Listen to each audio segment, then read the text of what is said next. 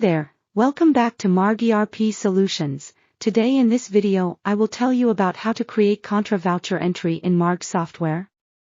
So don't waste the time, let's start the video. Firstly, go to Accounts option and then go to Voucher Entry option and then go to Contra option. A Contra Voucher window will appear, the user will mention the date as per the requirement. A Ledgers window will appear, the user will select the particular ledger as per the requirement. Now the user will mention the amount as per the requirement, suppose mention 2000. Again a Ledgers window will appear, the user will select any other bank if it is transferred, suppose select cash. Now mention the desired narration for the records. Now press Enter key and click on Save option to save the Contra entry, L. After following the above steps, the user can create Contra entry in Marg Software. Thanks for watching.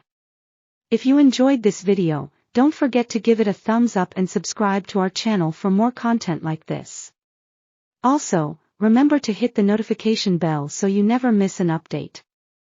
Check out our other videos on the channel, and feel free to leave a comment below with your thoughts or suggestions.